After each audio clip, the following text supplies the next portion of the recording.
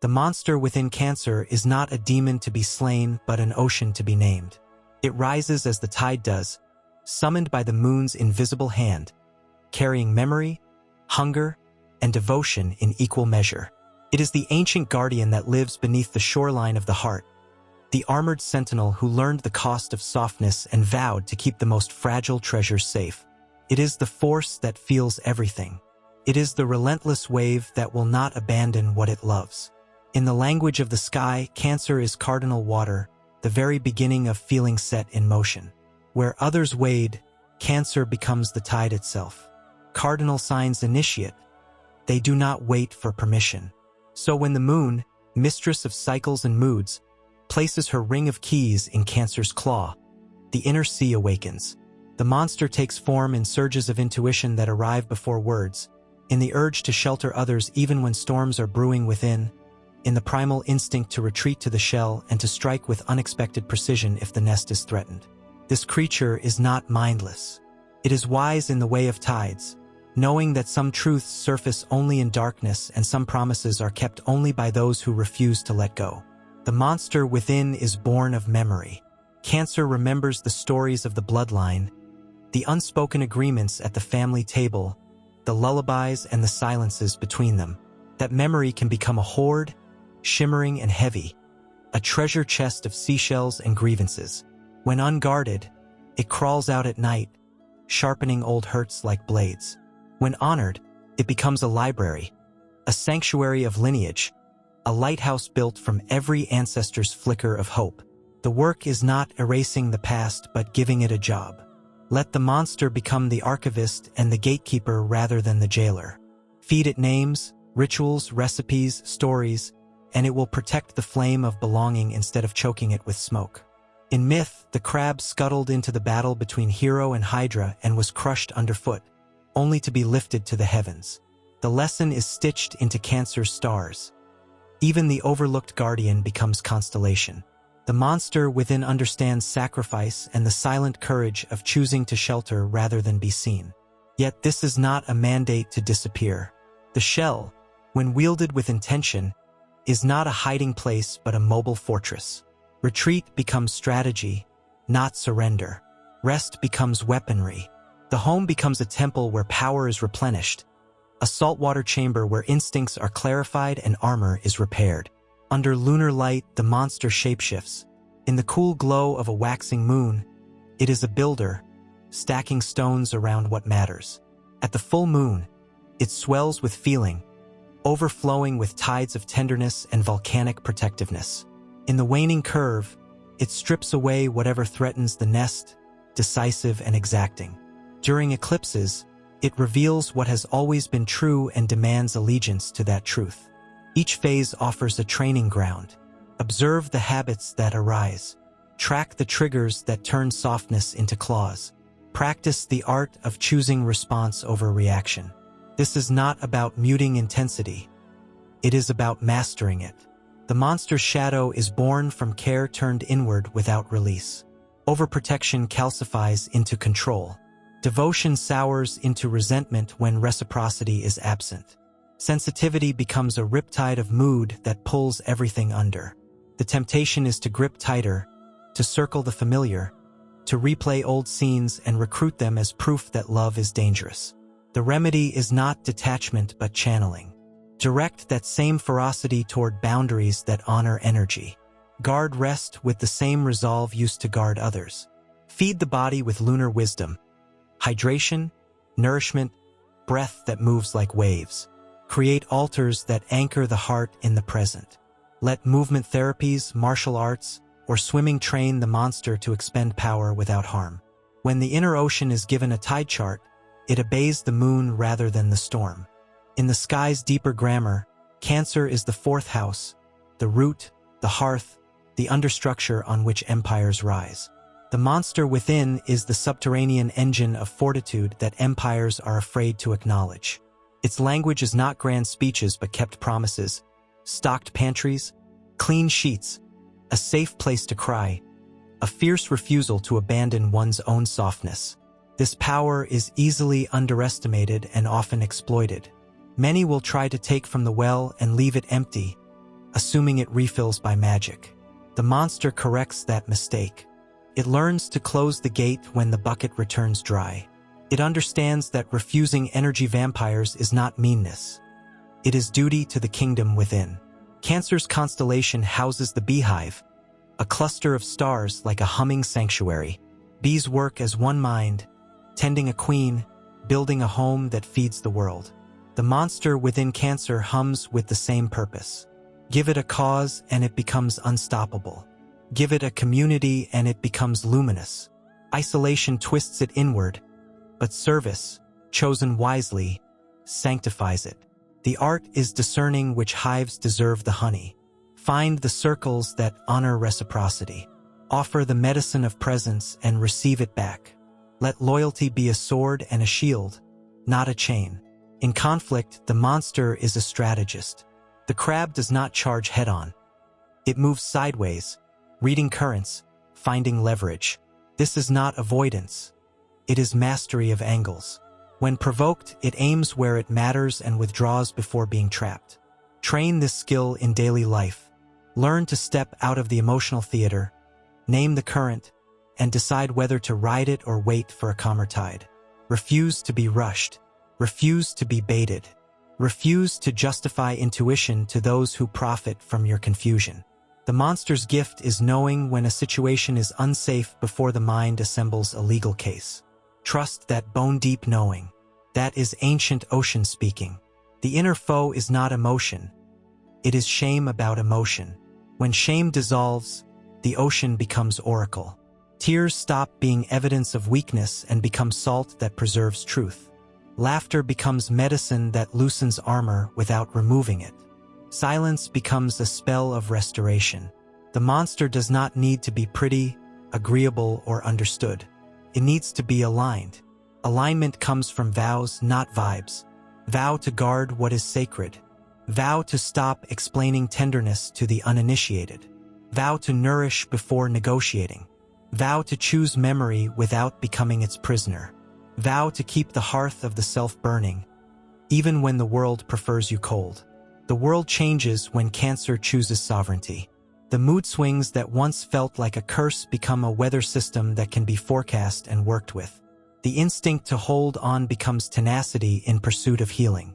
The urge to protect becomes leadership that builds shelters others never imagined. People come to rest in this harbor and leave stronger, not indebted.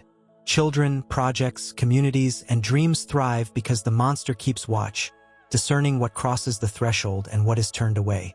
Here, the word no becomes as holy as the word yes. Here, care is not martyrdom but art. Astrology's geometry teaches that stress makes diamonds of water. Oppositions toughen tenderness. Squares teach the shell how to flex without breaking. Transits arrive like storms and leave behind new shorelines. The monster learns through weather. It is not proof of failure to feel rattled. It is proof of sensitivity tuned to survival. With every season, the shell remembers how to expand and the home remembers how to move with you. Belonging is no longer an address. It is a spell cast by breath, intention, and rigorously kept boundaries. Ritual refines the creature. Moon journals turn tides into maps. Cooking turns love into matter. Washing floors with salt and music turns a living space into a sanctuary that even despair cannot foul. Letters never sent move grief from the lungs to the page. Night swims under safe skies wash away the static of other people's stories. Prayers to the ancestors open corridors of improbable courage. The monster thrives when devotion is daily and tangible. This is how the ocean learns to sing instead of roar. There is a victory specific to Cancer that rarely makes headlines. It happens in kitchens at midnight, in quiet refusals, in choosing to rest when guilt screams to keep going, in letting one good person in after a long winter of distrust, in defending the inner child with unflinching tenderness. It happens when the claw unhooks from what is gone and meets the tide as it is. It happens when the shell is decorated with art, when softness stops being negotiated, when loyalty is offered to self first and, from that fullness, to the world. The monster within Cancer is a guardian spirit wearing salt and bone. It is the keeper of hearthfire in a world that forgets warmth. When trained, It becomes a champion with immaculate timing, a healer whose touch is the difference between survival and life, a leader who builds places where the future can sleep safely. Harness the tide, polish the shell, honor the ancestors without becoming their echo, defend the softness until it learns to defend itself. Walk shorelines at dawn and listen for the moon naming each wave by its true name. The ocean is not against you, it is yours, and what is yours can be guided, tempered, aimed, and unleashed toward everything sacred you came here to protect. If you're enjoying this video, don't forget to support us by subscribing, hitting the notification bell, giving it a like, and most importantly, hyping it up. This really helps us grow. Thank you so much. Leave a comment if you're enjoying the video and let me know if there's a specific topic you'd like me to cover. There are layers to the monster within Cancer that go quieter than tides and deeper than ancestry. These are the ways the body keeps score, the ways the appetite for safety becomes a vocabulary, and the ways devotion becomes policy. Beneath the story of shells and shields lies a somatic archive. Muscles that learn to curl at the hint of danger, a breath pattern that tightens when affection feels transactional, an autonomic system keyed to other people's storms. Learning the language of the body is not sentimental work. It is tactical. Slow diaphragmatic breathing rewrites a hurried nervous system. Grounding with bare feet, cold water on the face, or a directed body scan interrupts the reflex to armor up. The monster listens to the body first. Meet it there and it will answer. Treat the body as sacred geography. Maps of hurt become maps of healing when traced with gentleness and discipline. Sexuality and sensuality are territories the monster often guards like treasure. Intense, private, and fiercely selective. Cancer's erotic life is rarely a spectacle. It is a ritual. Erotic connection for Cancer is often about being seen as a home rather than as a conquest. When sexuality is treated as nourishment, it transforms the monster into an alchemist who turns longing into intimacy. When it is neglected, sexuality can become a currency used to buy safety or approval. Reclaim erotic life by ritualizing consent, by learning to ask for what replenishes, by creating sacred contexts that honor both appetite and vulnerability. Sensual pleasures, touch, taste, scent, textures, are not indulgences. They are alchemical tools that rewire the nervous system toward trust. Power dynamics show up in subtle ways around Cancer. The easiest exploit is emotional labor without reciprocity. The easiest trap is martyrdom dressed as virtue. The monster's danger is not only claws outward but claws inward, self-sacrifice framed as identity, which allows others to take and the monster to feel sainted for it. Clarity about emotional currency is essential. Create transparent systems. Articulate limits, record patterns, and make non-negotiables. Practice refusing without apology. Hold the posture of generosity while policing the ledger of returns. This is not arithmetic of affection. It is the preservation of capacity so devotion can be sustainable and generative rather than draining and resentful. Money and material security are part of Cancer's sacred architecture. The nest needs provisioning. Financial sovereignty is a spiritual practice for the monster within. Saving, estate planning, having a line of defense for emergencies, and learning the language of investments are not betrayals of tenderness but practical rituals that protect tenderness. Framing money as care, automatic transfers into a nest fund, paying for rest, hiring help when caregiving becomes heavy, convert scarcity anxiety into structural abundance. Legacy thinking sits comfortably with Cancer's timeline. Not only what is given today, but what endures. Willed bequests, recorded family recipes, stored letters, and documented rituals are investments in lineage as much as they are in account balances. Creativity lives at the tidal edge of Cancer's interior. The monster is a prolific maker when grief is given a channel. Kitchens, studios, gardens, and notebooks become altars where sorrow is distilled into beauty. There is a special genius for domestic arts. Cooking that heals, textiles that hold stories, songs that are lullabies for the public. Artistic work for Cancer often archives emotion in forms others can inherit. Encourage studio practice as a form of therapy and legacy building. Treat small creative commitments like daily prayers. 10 minutes of handwriting, a single recipe perfected, a tiny page of composition. These small acts aggregate into a culture, a testament to survival. Parenting and caretaking roles are places where the monster both excels and risks distortion. The archetypal mothering impulse can become over-responsibility, rescuing that undermines growth, or projection of unresolved wounds onto dependent others. Integration requires fierce, loving limits. Parenting that models autonomy rather than dependence is the highest service Cancer can give. The monster learns to rescue the container, creating safety, routines, rituals, while allowing those within it to learn how to swim. Chosen family is a powerful expression of Cancer's sovereignty. Forming families of careful reciprocity protects the heart more than clinging to toxic lineage. Psychic sensitivity, dream prophecy, and ancestral channeling are prominent but often unpracticed gifts. The monster receives information as mood, symbol, and physical shift. Dream work, active imagination, and ancestor dialogues are tools to clarify intuition and convert omen into action. Keep a dream book, notice synchronous currents, and develop small divinatory practices. Tea leaf reading, tarot, rune tosses, or simply following a recurring image through a week. These methods are not superstition but attentiveness training. They teach the monster how to separate sacred signal from noise and how to prepare rather than react. Planetary pressure has specific signatures on Cancer's creature. Saturn's touch makes the shell heavy and wise but also can calcify tenderness into austerity. Pluto wakes the subterranean currents into transformational fire, forcing reckonings with inherited power and buried rage.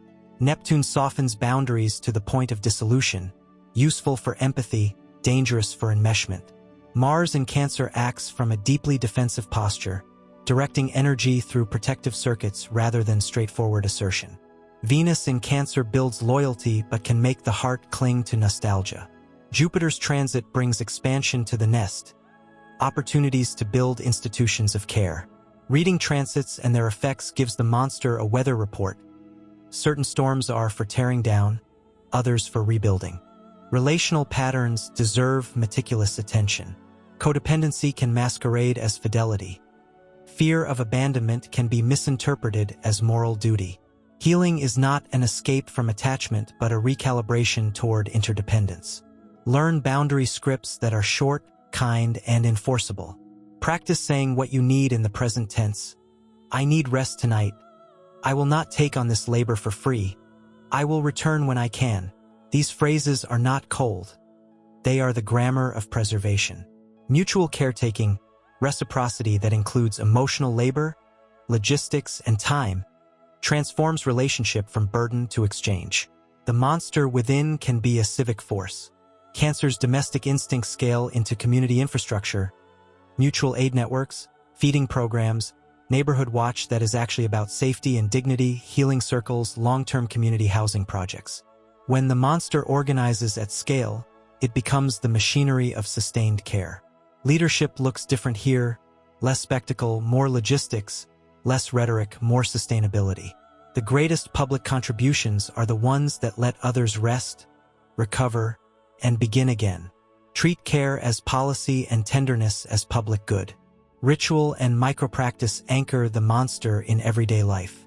Morning offerings, lighting a candle and naming one thing you will protect that day, turn intention into lived fact. Weekly nest checks for finances, possessions, and emotional climate keep entropy at bay. Ritual baths with salt, label writing for heirlooms, weekly kitchens where meals are made and frozen for future nights. These acts create resilience. Letter writing to future selves and ancestors externalizes grief and stitches living memory to lineage. Tiny, repeatable acts build armor that is supple, not brittle. The shadow of possession and haunting grief sometimes becomes literal in Cancer's inner theater. Reveries that replay the dead, phantasmal loyalties, or a compulsion to resurrect the past through others. The antidote is ritual closure and creative transformation.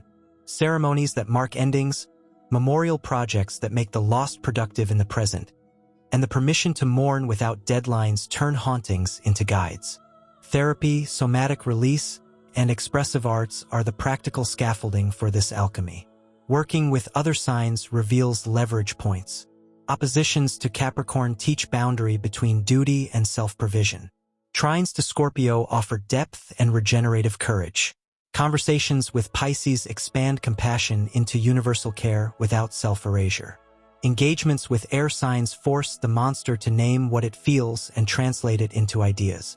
The monster grows fastest when it learns to collaborate with difference, to let structure meet feeling, and to let imagination inform logistics. There are precise techniques that convert raw instinct into strategy. Design a safety portfolio that includes emergency funds, a trusted circle, written medical and legal wishes, and a retreat plan. Build a care ledger where emotional labor is tracked and periodically renegotiated. Schedule micro-recoveries, 20-minute solitude blocks that are non-negotiable and enforced. Develop a 2-sentence boundary script for common situations and rehearse it until it is muscle memory. Create a creative vow, an agreement with self to produce one small offering every week, and treat that vow with the same sacredness usually reserved for caretaking others.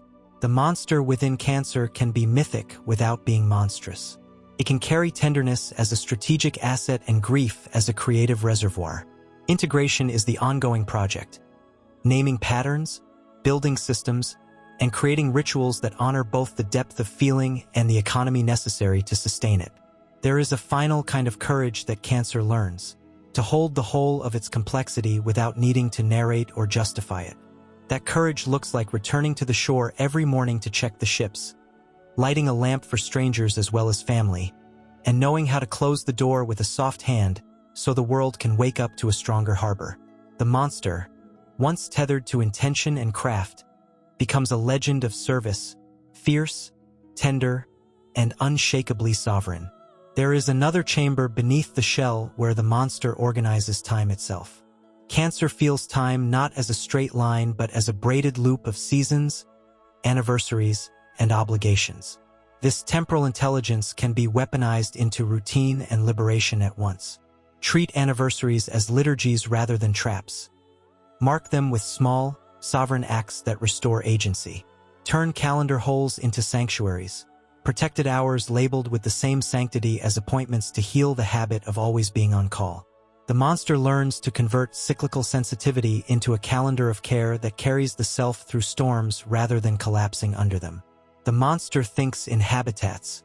The architecture of the home is not decoration but doctrine. Design choices that honor Cancer's tidal nature recalibrate the nervous system. Lighting that mimics sunrise and moonrise, textiles that invite touch, a dedicated corner for ritual and grief, and a visible place for items that contain family history change how the inner ocean behaves. A well-placed shelf, a drawer for letters, a jar for shells, a corner that receives daily sunlight.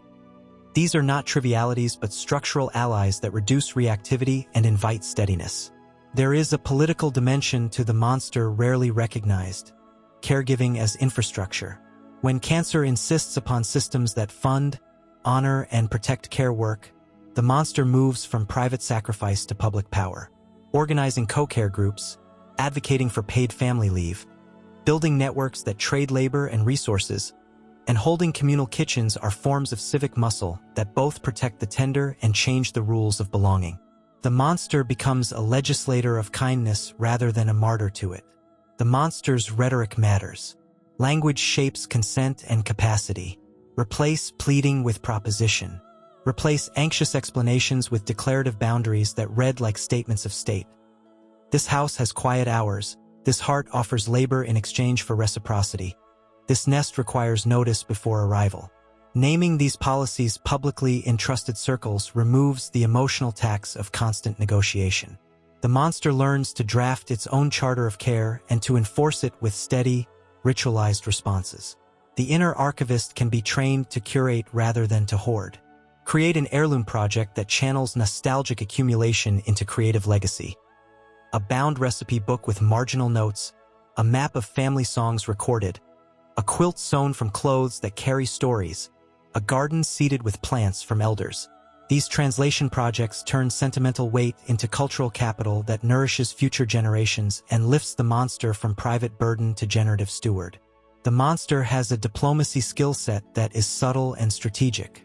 In relationships that threaten to consume, use staged disengagements, brief, rehearsed withdrawals that preserve dignity while demonstrating consequences. Learn the choreography of re-entry. Return not to the previous pattern but to a renegotiated field. This is less about manipulation and more about teaching the social ecology how to show up. The monster becomes a tutor in how to love sustainably. There is a commerce of tenderness to master. Treat money as a ritualized expression of care. Set aside a sacred fund for rest, a repair fund for the nest, and a continuity fund for projects that outlast one lifetime. Assign microtransactions to emotional labor so the ledger is visible. Paid help for cleaning, scheduled childcare swaps, paid listeners for grief work. These acts externalize limits and prevent the monster from becoming unpaid infrastructure for others' convenience. Dream and image work form a tactical language for the monster. Active imagination. Dialoguing with figures that appear in dreams. Writing letters to recurring images. Crafting small plays out of nightly scenes. Teaches the psyche new scripts. Dream maps become strategy documents. Recurring water imagery points to unresolved grief. Certain houses in dreams indicate family systems that need boundaries. This practice converts symbolic noise into navigable intelligence. The monster can be a pedagogue. Teaching becomes a form of reparenting where cancer's instincts educate others in the economy of care.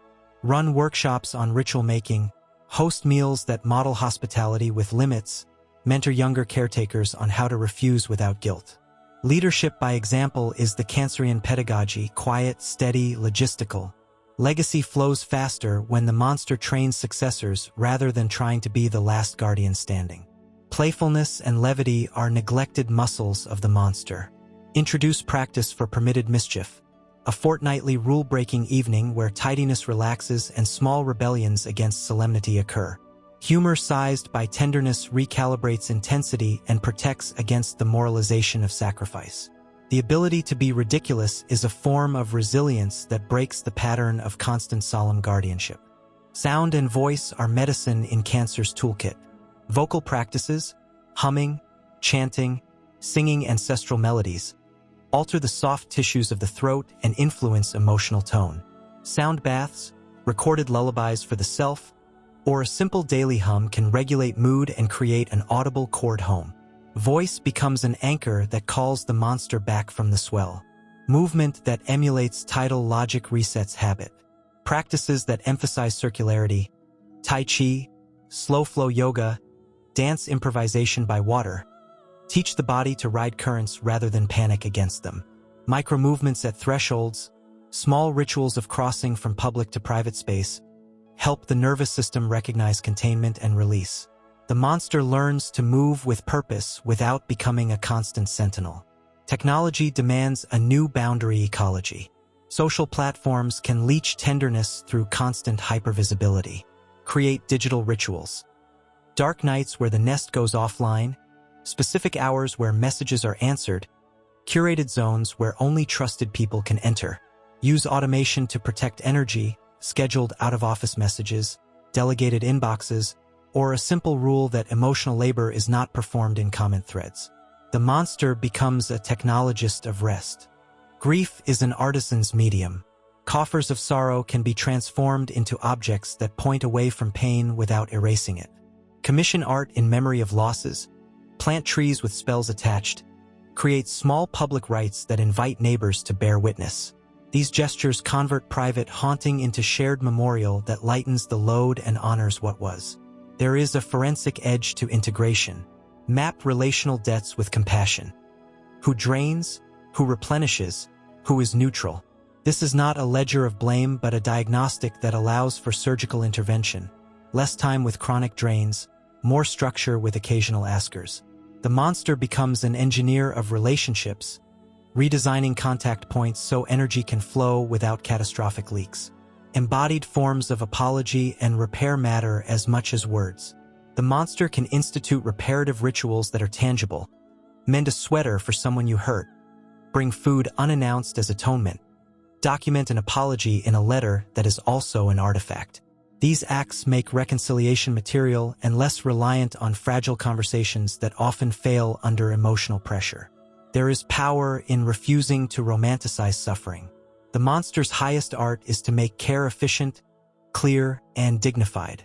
Optimizing household systems, automating replenishment, and outsourcing tasks that break the back of tenderness are pragmatic acts of devotion to self.